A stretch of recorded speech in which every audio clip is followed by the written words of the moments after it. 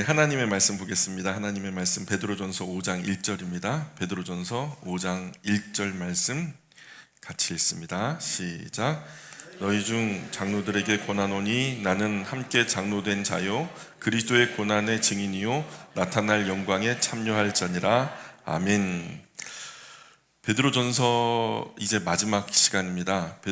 베드로전서는 로마 제국의 권세와 권력을 등에 업고서 네로 황제가 주도해서 그리스도인을 박해하던 시기에 그 모진 고난과 박해 속에서 견디고 버티던 흩어진 그리스도인들에 대한 편지입니다.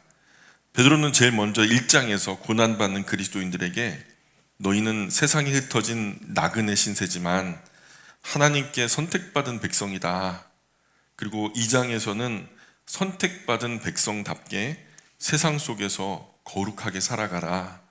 그리고 3장에서는 모든 관계 속에서 복음을 드러내라. 그리고 4장에서는 지금 당하고 있는 이 고난을 이상한 일 당하는 것처럼 생각하지 마라. 너희 신앙을 정금처럼 연단하는 하나님의 존귀한 도구로 받아들여라. 이렇게 말합니다. 그리고서 이제 베드로전서 전체를 한 문장으로 우리가 요약하자면 고난은 잠깐이지만 하나님께서 예비하신 영광은 영원하다. 우리가 신앙생활하면서 여러 가지 우여곡절이 있지만 그건 다 순간에 지나가는 것이죠. 그 우여곡절을 거쳐서 우리가 얻게 될 영광은 영원한 거죠. 그래서 우리가 그러한 것들을 다 극복해야 할 요소로 봐야지 그것 때문에 무너지거나 주저앉을 이유는 아니라는 겁니다. 그리고 이제 마지막 5장에서 베드로가 묻습니다. 그렇다면 고난의 시대를 살아가는 교회는 어떻게 끝까지 설 수 있겠는가라는 것을 묻고 있습니다. 우리 1절부터 4절까지 내용이 뭐냐면 교회는 권력이 아니라 본으로 세워진다라는 내용을 다루고 있습니다. 너희 중 장로들에게 권한다 이렇게 시작하지 않습니까? 너희 중 장로들에게 권한다. 교회 안에서 사실 리더들이죠. 베드로는 마지막 장에 와서 가장 먼저 장로들, 오늘 장로라고 하면 행정장로, 우리 송임석 장로님 또 홍종식 장로님 같은 경우에 행정장로님이라 시무장로님이라고 하고, 그리고 이제 가르치는 장로로서 이성진 목사가 장로기도 해요. 그래서 장로가 목사라는 이름으로 요즘에 불려지고 있지만은 사실 초대교회는 다 같은 장로였습니다. 자, 그런데 여기서 제일 먼저 마지막 장에 와서 가장 먼저 장로들, 즉 교회 지도자들에게 먼저 말합니다. 왜 그럴까요? 고난의 시대일수록 지도자가 중요합니다. 고난의 시대일수록 지도자가 중요하기 때문에 배가 폭풍을 만나면 누가 제일 중요할까요? 선장이 제일 중요하겠죠. 선장의 역할이 중요해집니다. 자리가 아니라 그 역할. 교회도 마찬가지입니다. 이 영적인 혹독한 폭풍의 시절에 베드로는 리더십의 본질을 아주 중요하게 또 분명하게 우리에게 말합니다. 2절 3절 한번 읽어볼까요? 2절 3절 읽어봅니다. 시작. 너희 중에 있는 하나님의 양 무리를 치되 억지로 하지 말고 하나님의 뜻을 따라 자원함으로 하며 더러운 이득을 위하여 하지 말고 가까이 하며 맡은 자들에게 주장하는 자세를 허락하지 말고 양 무리의 본이 되라.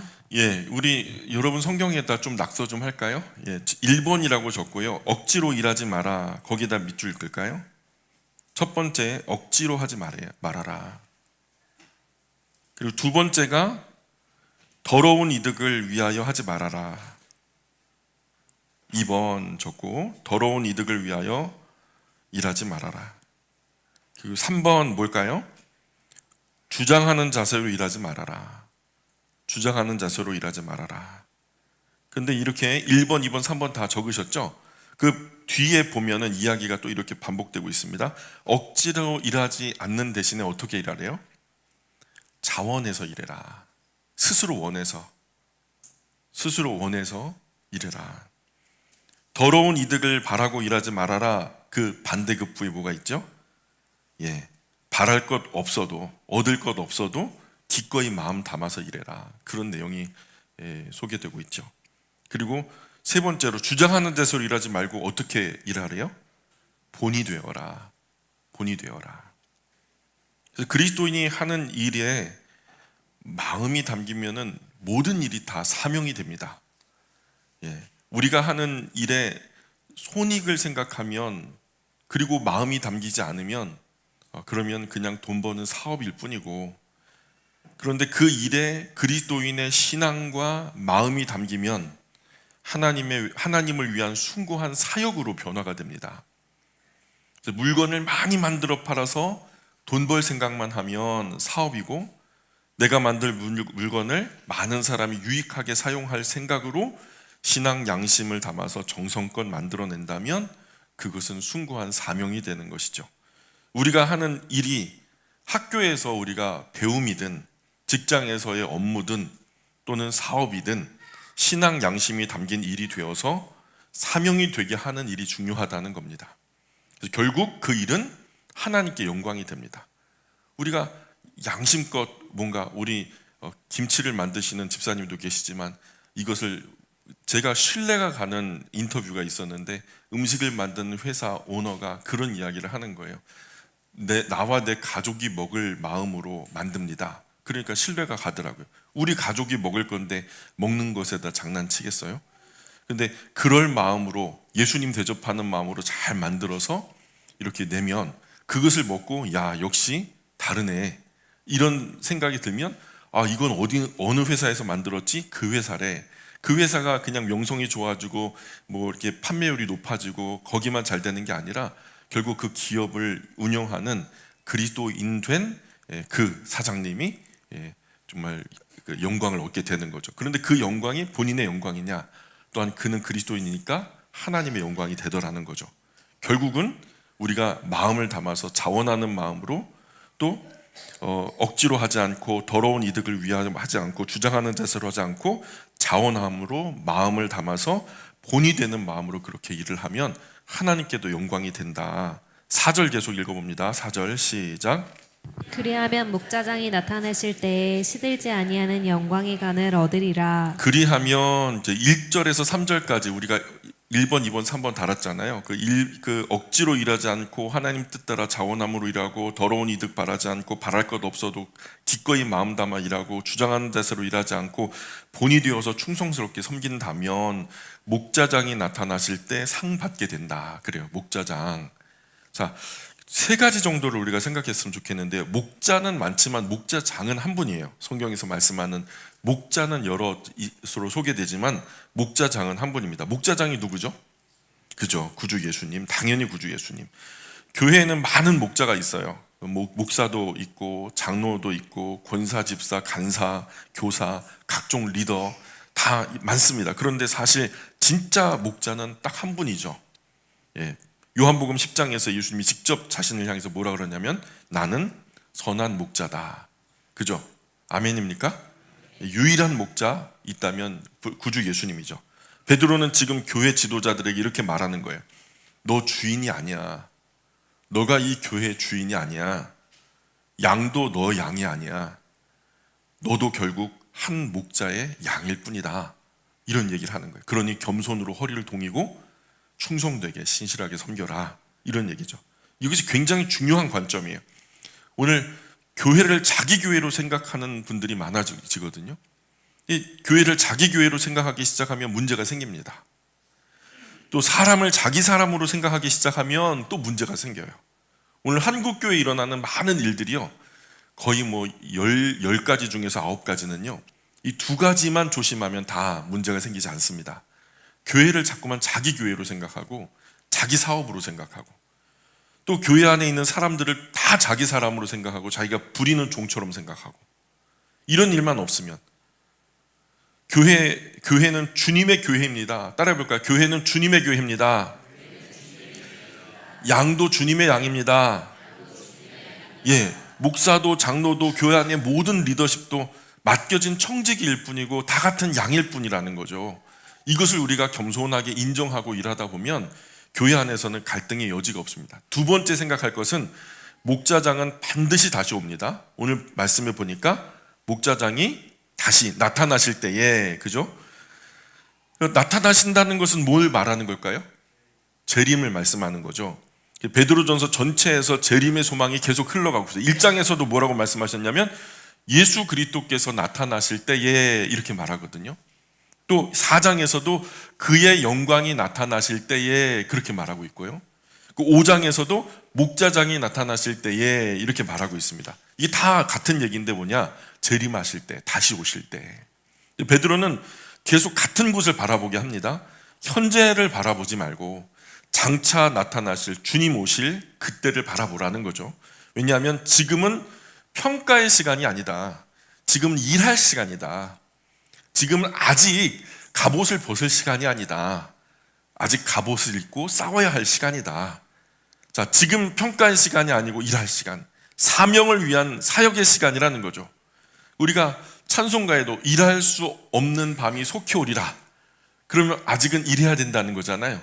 그죠? 아직은 손에서 이 도구를 내려놓으면 안 되는 거죠.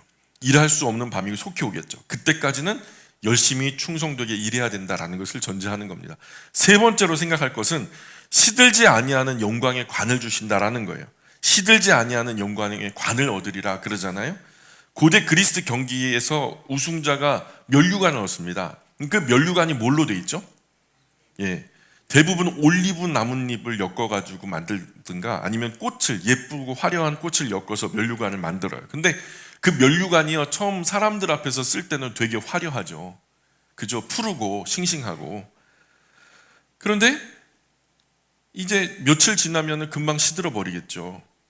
시들어 버려요. 또 가치도 사라집니다. 과거의 영광이죠. 베드로는 의도적으로 그 이미지를 차용해 온 거예요. 그 올림픽에서 또는 세상 그 로마의 경기장에서 1등을 한 사람, 우승을 한 사람의 그 영광의 면류관이 시들지 않냐.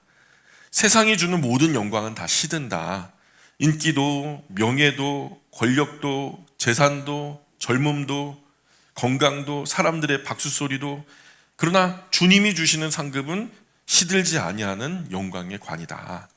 영원히 사라지지 않는다. 시간이 지나도 그 가치는 떨어지지 않는다. 이 말씀하고 있는 거예요.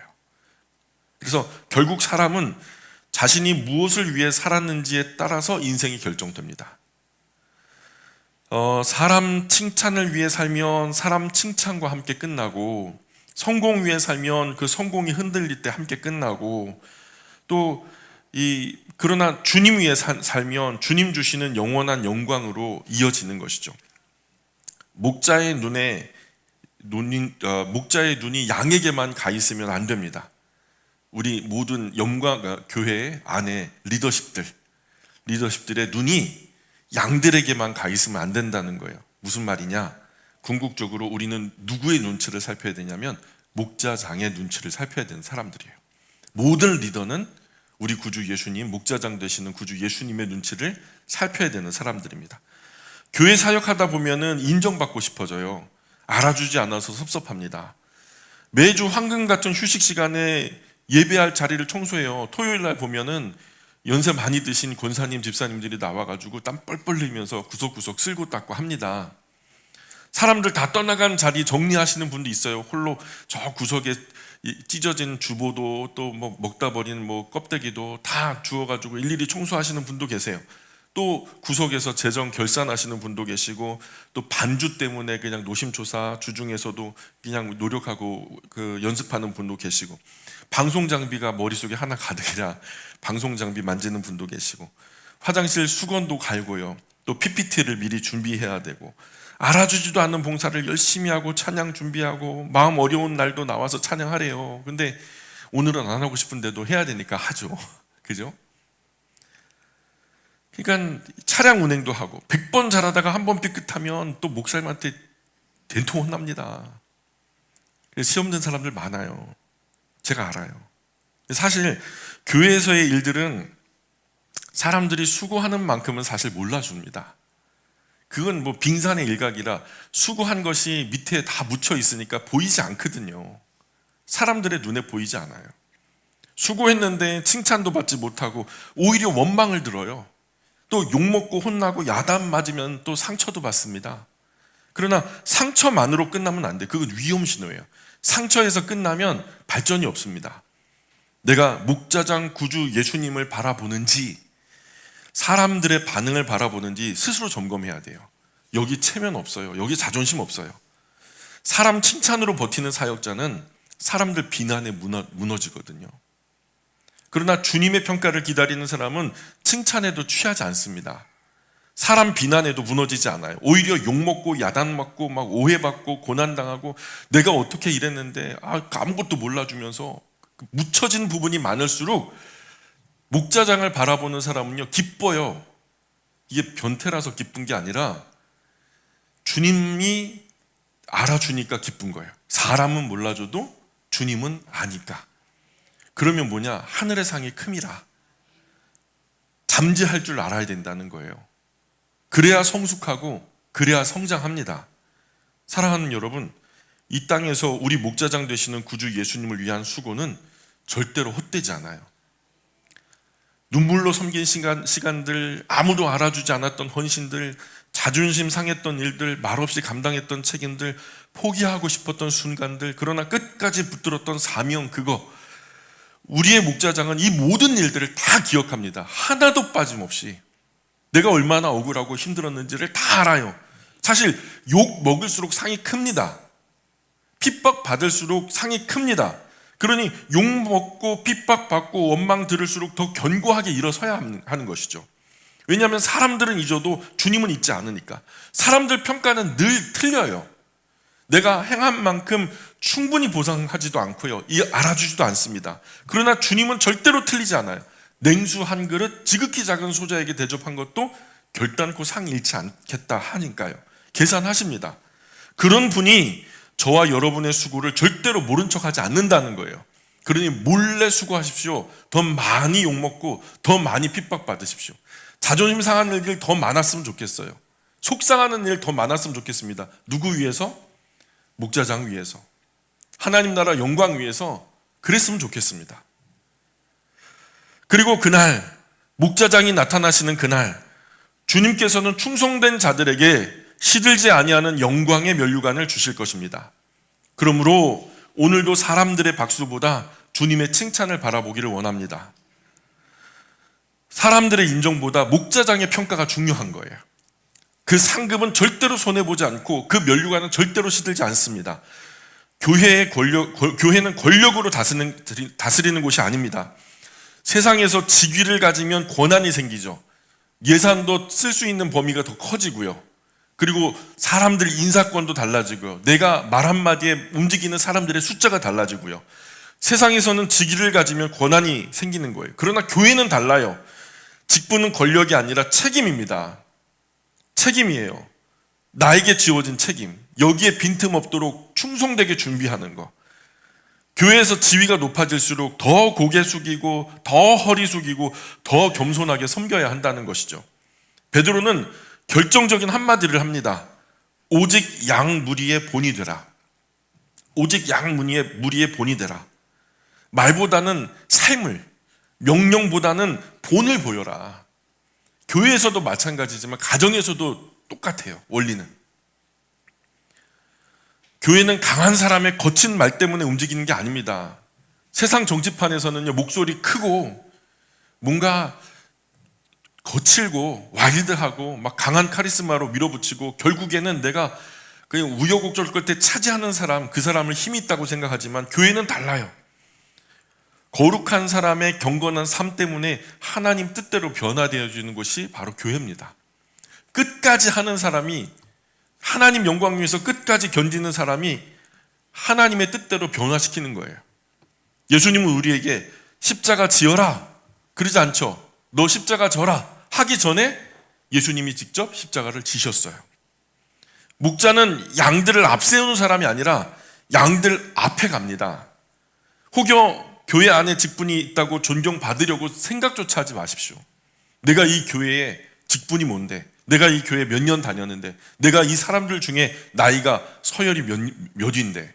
이런 것들로 존경받고 뭔가 사랑받으려고 생각조차 하지 마십시오. 권위는 직책에서 나오지 않아요. 삶에서 나옵니다. 삶에서 나와요. 교회든 가정이든 사회든 사람들이 여러분의 말을 따르는지 여러분의 삶을 따르는지 이제 지혜롭게 스스로 물어보길 바래요. 스스로. 5절, 6절, 7절 계속 읽어봅니다. 5절, 6절, 7절 시작. 젊은 자들아 이와 같이 장로들에게 순종하고 다 서로 겸손으로 허리를 동이라.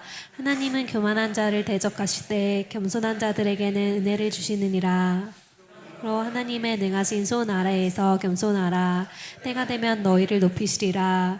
너희 염려를 다 주께 맡기라. 이는 그가 너희를 돌보심이라. 5절, 6절, 7절이 말하는 것은 교회는 겸손으로 세워진다라는 거예요. 교회는 겸손으로 세워진다. 이제 베드로는 모든 그리스도인에게 말합니다. 서로 겸손으로 허리를 동이라. 재밌는 표현이죠. 이 뭐냐면 겸손을 옷처럼 입으라는 표현을 쓰고 있거든요. 겸손은 입는 거예요? 머리에 쓰는 겁니까? 몰라요. 근데 겸손을 옷처럼 입으라고 말해요. 겸손은 기분이 아닙니다. 태도예요. 왜 겸손해야 됩니까? 하나님은 교만한 자를 대적하시니까. 놀라운 말씀이죠. 여러분, 마귀가 나를 대적하는 거 쉽습니까? 힘듭니까? 예? 마귀가 나를 대적하면 쉬워요? 힘들어요? 쉬워요? 아닐걸요? 힘들어요. 그런데 하나님이 나를 대적하시면 어떨까요? 이거는 뭐 감당 안 되죠. 그렇죠? 교만은 단순히 성격 문제가 아닙니다. 하나님 앞에서 가장 위험한 범죄예요. 교만하다는 건 범죄예요. 반대로 겸손한 자들에게는 은혜를 주신다. 그죠? 겸손은 은혜를 가지고 오고 그 은혜는 우리의 능력이 됩니다. 그래서 겸손한 사람은 자기 힘으로 살지 않아요. 하나님 주시는 힘으로 살아요. 그러니 하나님을 의지하게 되는 거죠. 그래서 더욱 큰 은혜를 경험합니다. 7절에 너희 염려를 다 주께 맡겨라. 염려가 있다는 말입니까? 없다는 말입니까? 염려가 있다는 말이에요. 지난주 우리가 나누었던 4장 12절 말씀처럼 걱정, 근심, 염려, 시험 와도 이상하게 여겨라? 이상하게 여기지 말아라. 이상하게 여기지 말아라. 그 당연히 와요. 옵니다. 왜 염려가 있습니까? 박해가 점점 심해지면서 위험도 압박도 가까워지니까요. 나도 죽을지 몰라. 나도 갇힐지 몰라. 나도 박해 받을지 몰라. 사실 박해 당해서 겁나는 게 아니라 박해 당하기 전이 미리 겁나죠. 그렇죠? 여러분 매 맞아 보셨죠? 안 맞아 보신 분은 참 복된 분이세요. 맞을 때요. 맞는 때가 고통스러워요. 맞기 전이 고통스러워요. 맞기 전이요. 더 무서워요. 두렵고 무섭거든요. 근데 막상 닥치고 보면 맞을만 한데? 그죠? 맞을만 한데? 싶은 것도 박해가 오기 전에는 증폭된 걱정, 증폭된 근심, 증폭된 염려가 우리를 괴롭히는 거예요. 예수님께서 이런 때를 위해서 기가 막힌 말씀을 우리에게 남겨주셨어요. 어떤 말씀이냐? 내일 염려는 내일 할 것이요 한날의 괴로움은 그날로 족하니라. 그러니까 하루 분량의 염려만 하자는 거예요. 내일 일은 안 몰라요. 우리는 내일 살지 죽을지 모르거든요. 그러니까 오늘은 오늘 걱정만 하자는 거죠. 예수님은 우리 마음을 너무 잘 아시는 거예요. 우리가 쓸데없이 너무 많은 걱정, 염려가 있다는 걸 너무 잘 아시는 거죠. 그러니까 그거 하지 마라. 사실 염려해봤자 너희 키를 한 자나 더 할 수 있겠냐? 불가능하다는 거죠. 그러니까 순교하게 되면 순교하는 순간에 순교할 능력을 주시는 거야. 그러니까 고통받으면 그 고통 박해받는 그 순간에 박해받을 능력을 주신다는 거죠. 형장에 서기 전까지는 염려할 이유가 있다 없다? 없다. 당하면 주님께서 주신다. 너희 염려를 다 주께 맡겨라. 아멘. 너희 염려를 다 주께 맡겨라. 너무 자꾸 걱정, 근심, 염려가 마음에 꽉 들어차면 잠이 와요, 안 와요? 지금 눈곱 떼시는 분들 전부 다 잠 못 잔 거예요. 걱정, 근심, 염려가 마음에 꽉 들어차면 머리 딱 눕자마자 머릿속에 잡생각이 싹 사라져요. 그러니까 계속 올라와요. 그러니까 막 잠이 안 오죠. 막 생각이 가지리에 가지를 뻗어나가지고 머리가 막 터질 것 같죠. 근데 오토바이를 타니까요, 그게 없어지더라고요. 죄송하게도. 막 가면은 도로 상태도 살펴야 되고 부는 바람도 오는 차도 막 여러 가지를 다 신경 써야 되니까 이 뇌가 생각하기를 멈춰요. 그리고 이 현장에서 안전만을 생각하니까. 그래서 뇌과학자들이 말하는데 30분 오토바이를 타면요 이게 회복이 된대요. 예. 잡다한 생각들이 다. 여러분 오토바이 타란 얘기가 아니에요. 저는 지금 타고 있어서 그 혜택을 보고 있거든요. 예, 어제도 한 1시간 타고 왔나 봐요. 자, 어쨌든 잠 못 자면은 어떻게 될까요? 이튿날 못 일어나요. 일어나도 막 물에 젖은 솜처럼 막 무겁고요. 그런데 그 몸 가지고 선한 삶 살고 싶어요? 안 살고 싶어요? 그냥 오늘 하루 버텨내는 거, 견디는 것 자체가 일이잖아요. 그러니까 주님께 맡겨야 돼요. 근데 어떻게 맡겨요? 어떻게 맡기래요? 다 주께 맡겨라. 아니, 성경을 봐요. 제 얼굴 보지 말고. 어떻게요? 다 주께 맡겨라. 절반만 맡겨라? 감당하는 거 9개는 그냥 끌어안고 10 중에 하나만 맡겨라? 그게 아니죠. 다 맡겨라. 지금 우리가 이걸 잘 못해요. 문제가 생기잖아요. 문제가 생기면 주님께 맡깁시다. 따라해봐요. 주님께 맡깁시다. 주님께 맡깁시다. 그렇게 말하고 다 주님께 맡겨버려요. 맡겨버려요. 우리 마음은 주님 안에서 쉼을 얻어요. 그런데 아니, 주님을 어떻게 믿어? 결국은 우리가 다 알아서 해야 되는 거야. 그거 이 불신앙이죠. 신뢰하지 못하는 거예요. 전부 내가 알아서 하다가 일이 이렇게 피곤해지는 거예요. 내가 끌어안다가 그 일들을 내가 다 끌어안다가 하나님이 일할 시간도 안 주고 빈틈없이 계속 끌어안다가 내가 하다 보니까 하나부터 10까지 다 챙기다 보니까 이렇게 일이 피곤해지고 건강도 망가지고 너무 곤란하잖아요. 사람이 할 수 있는 최선은 다하되 나머지는 하나님께 맡깁시다. 이걸 우리가 잘해야 돼요. 무슨 일을 하든지 이렇게 하고 넘어가야 돼요. 이게 신앙이에요. 여러분, 우리가 10사람 분신술을 써가지고 10곳에 있을 수는 없잖아요. 한 사람이 한 인생 살고 한 곳에만 있어요. 그러니 나머지, 우리가 감당하지 못하는 나머지 부분들은 하나님께 맡기고 그냥 의지해버려야 돼요. 그래야 회복됩니다. 처음 믿을 때 더러 온전히 맡겨드리는 신앙이 가능했어요. 그냥 주님 없으면 살 수 없을 것 같고 주님만으로 다 만족했으니까. 그러니까 살면서 그냥 주님이 다 알아서 하실 테니까 하면서 여러 걱정 근심거리들이 와도 그냥 그런 것들이 문제가 되지 않았거든요. 처음에 뜨거울 때는. 근데 살면서 맡겨드리는 일이 점점 희미해집니다. 이제는 자기가 다 알아서 해야 되고 하려고만 하는 거죠. 따라해 볼까요? 주님께 다 맡깁시다. 옆 사람한테 알려주세요. 주님께 다 맡깁시다. 예, 쿨하게. 예. 왜 맡길 수 있습니까? 왜 맡길 수 있어요? 제 얼굴 보지 말고 성경 보라고 제가 말씀드렸잖아요. 자, 왜 맡길 수 있어요? 그분이 너희를 돌보시기 때문이다. 아멘. 그분이 너희를 돌보시기 때문이다. 내가 날 돌보는 게 아니에요. 여러분 자신이 여러분을 돌보면 어떻게 됩니까? 감당되시겠어요? 주님이 날 돌보십니다. 그분이 내 목자가 되세요. 염려의 반대말이 용기가 아니에요. 신뢰하는 거예요. 신뢰. 하나님을 신뢰하지 못하기 때문에 염려해요. 하나님 신뢰하기 때문에 전적으로 믿고 맡기고 편히 쉬는 거예요. 하나님이 다 알아서 하실 거야. 잘 되게 하실 거야. 난 모르겠어. 오늘은 그냥 자버릴래. 그냥 자버리세요. 그냥 차라리. 그러면 하나님이 다 해결해 주세요. 염려하면서 기도하지 마십시오. 일단 기도했다면 맡기시기 바래요. 많은 사람이 기도는 하지만 맡기진 않아요. 기도는 하나님께 하고 염려는 내가 계속 붙들고 가요. 그러나 그것은 온전히 다 맡긴 게 아니에요. 이런 기도는 바른 기도가 아니에요. 성경의 기도는, 우리에게 가르쳐주는 성경적인 기도는 주님의 돌보심을 믿고 기도함으로 다 맡겨드리는 거예요. 하나님, 제가 분명히 말씀드렸어요. 저는 감당 안 됩니다. 최선을 다했지만 어려워요. 이제 하나님이 하셔야 돼요. 저는 다만 주님 의지하고 기도할 뿐입니다. 하고서 마음의 쉼을 얻으세요. 그리고 걱정, 근심, 염려 말고 평안하게 그분 품에 들어가서 쉬세요. 이불 푹 뒤집어 쓰고. 8절 9절 계속 읽습니다. 8절 9절 시작.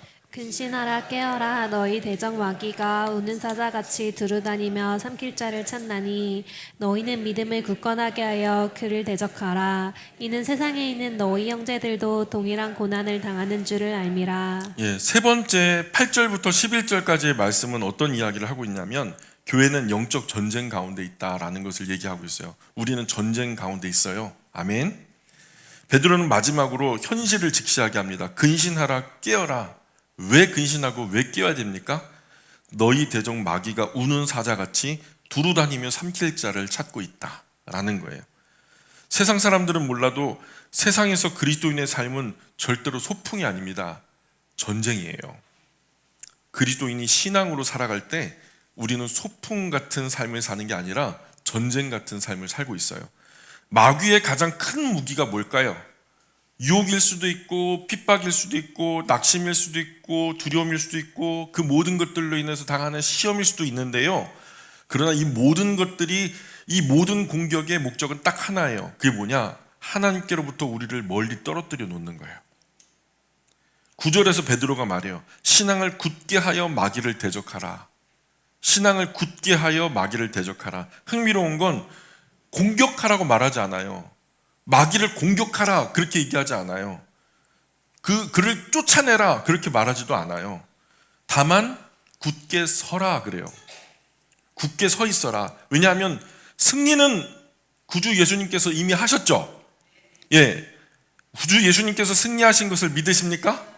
예, 우리가 서 있는 땅이 이미 승리한 땅 위에 서 있는 거죠. 저와 여러분은 승리한 땅 위에 서 있습니다. 아멘은 두 분만 하세요. 자, 구주 예수님께서 이미 승리하셨습니다. 그리고 그 구주 예수님 덕분에 저와 여러분이 그 승리한 땅 위에 서 있어요. 그러니 우리의 싸움은 승리를 얻기 위한 싸움이 아니죠. 이미 주어진 승리를 지키는 싸움이죠. 또 승리 안에 머무는 싸움이죠. 너희 형제들도 동일한 고난을 당하는 줄 알미라. 여기다 밑줄 한번 보세요. 너희 형제들도 동일한 고난을 당하는 줄 알미라. 나 혼자만 당하는 게 아닙니다. 여러분, 나 혼자만 당하는 게 아니에요. 신앙 있는 모든 형제 자매가 다 같은 고난을 당하고 있어요. 로뎀나무 아래서 엘리야처럼. 엘리야가 뭐래요? 주님, 나만 홀로 남았습니다. 그냥 빨리 내 영혼도 데려가 주십시오. 여러분, 그러지 마시길 바랍니다. 하나님 뭐라 그래요? 바알에게 무릎 꿇지 않은 7천이 너와 함께 고통받고 있다 그래요. 나만 홀로 남은 줄 알았는데 나와 같은 고통, 고민, 염려, 걱정, 근심하는 사람이 7천이 더 있다는 거예요. 그런 경건한 사람들이 보이지 않게 은밀하게 같은 신앙의 고민으로 염려, 근심, 걱정하고 있다는 거예요. 너희 형제들도 동일한 고난 당하는 줄 알미라. 그리고 베드로는 마지막 소망을 선포합니다. 마지막 소망이 10절에 나와요. 10절 한번 같이 읽어봅니다. 시작.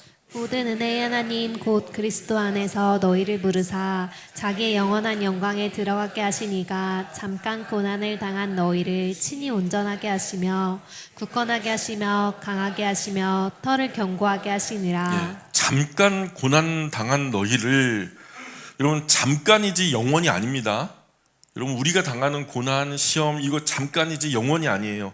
사실 그리스도인이 당할 이 고난이 엄청난 것이죠. 그래도 베드로는 잠깐 받는 거래요. 근데 이 초대교회에 살았던 이 베드로 전서의 수신자들은요, 사실 평생 받았거든요. 근데 잠깐이래요.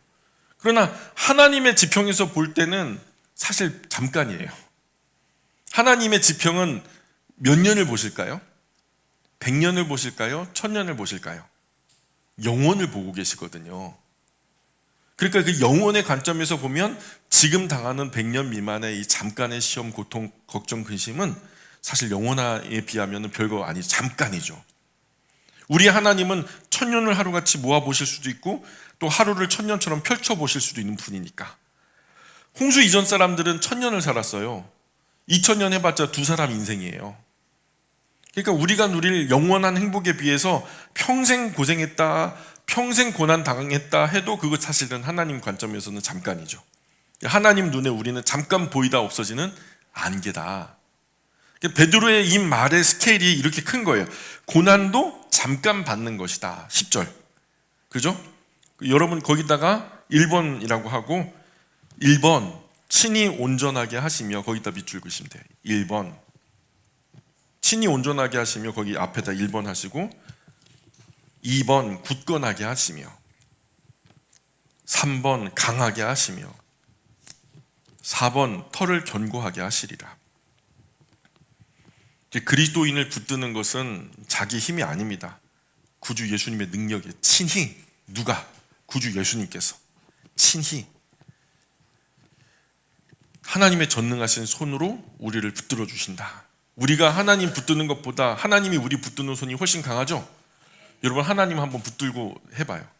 제가 철봉에서요, 엊그저께 우리 애들하고 들어오다가 철봉에 매달렸는데 얼마나 매달렸는지 아세요? 놀라지 마세요. 20초 넘게 곧갓 20초도 견디지 못하는 우리 악력이에요. 여러분 우리가 하나님을 붙든다면 얼마나 붙들겠어요? 여러분 평생 붙들 수 있겠어요? 우리 의지로는 안 될걸요?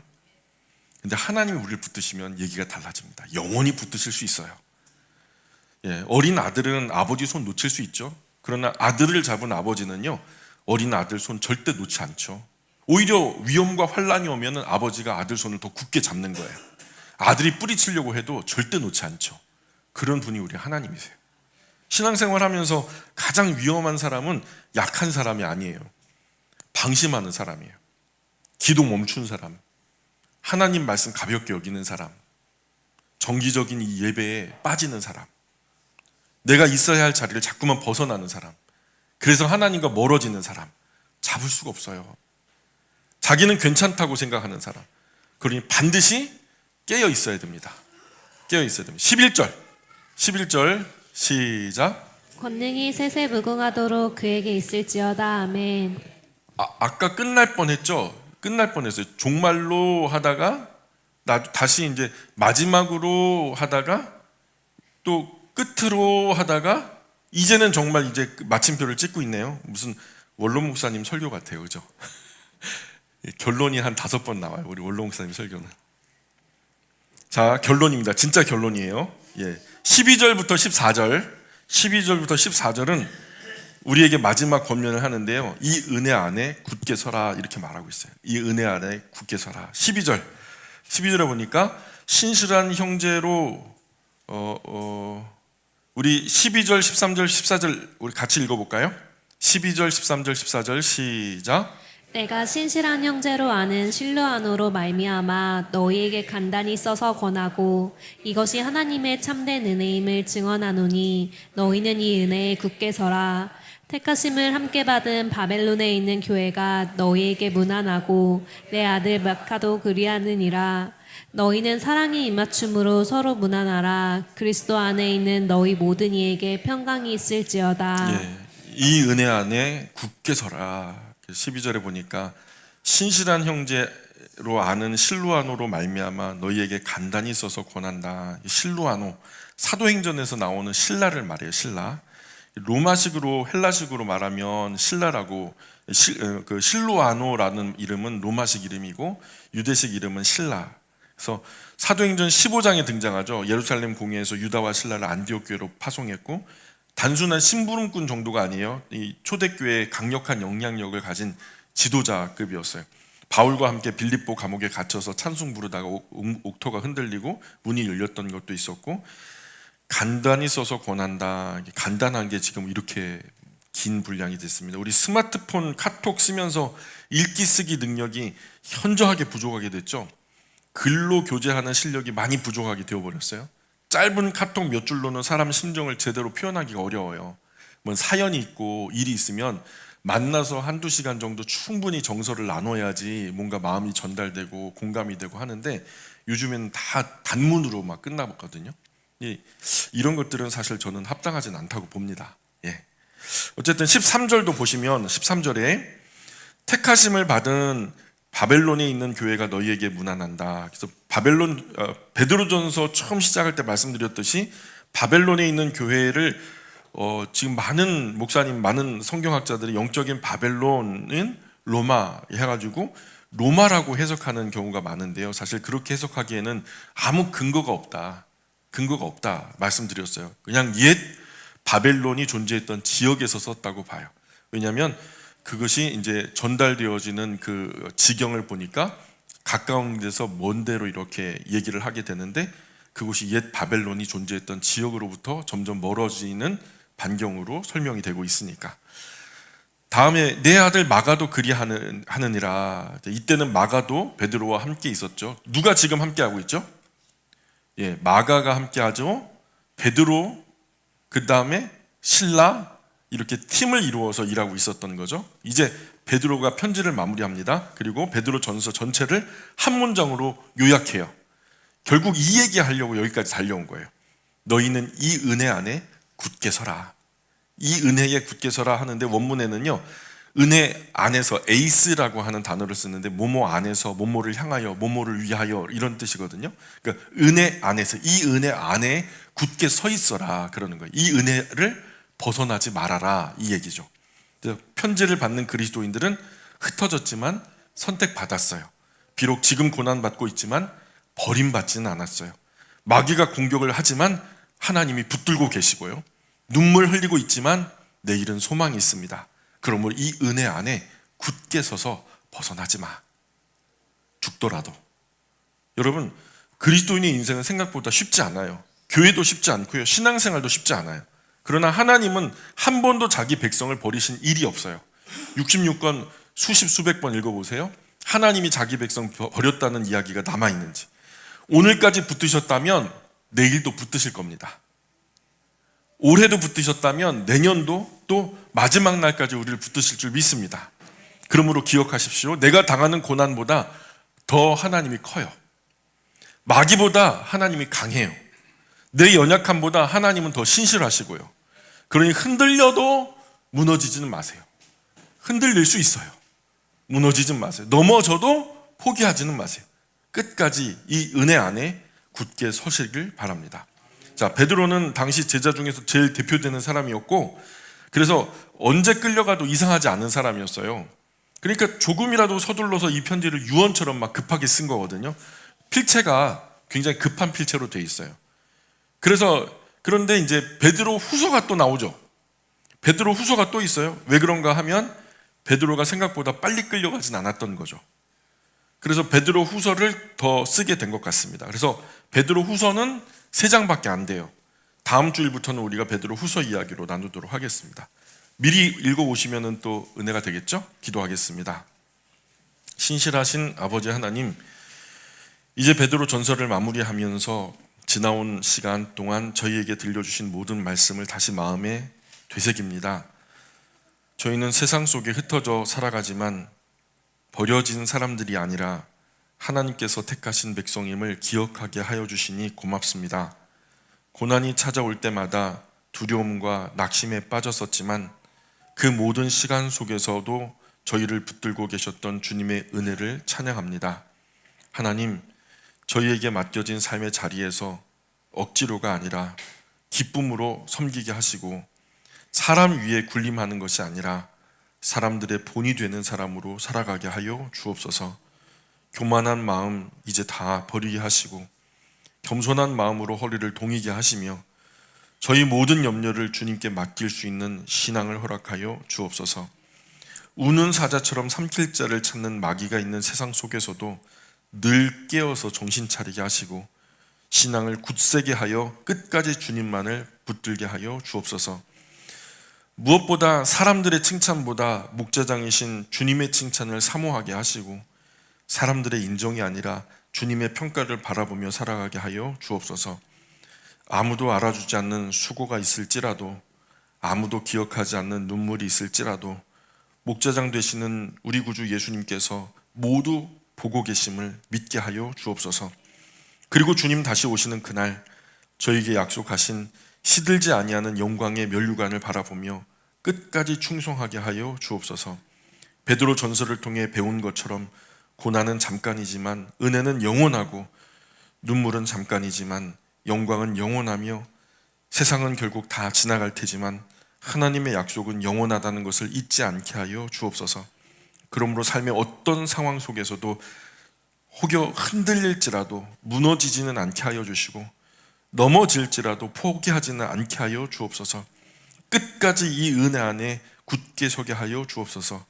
우리의 선한 목자 되시며 장차 영광 가운데 다시 오실 우리 구주 예수님 거룩하신 이름을 의지하여 기도합니다. 아멘.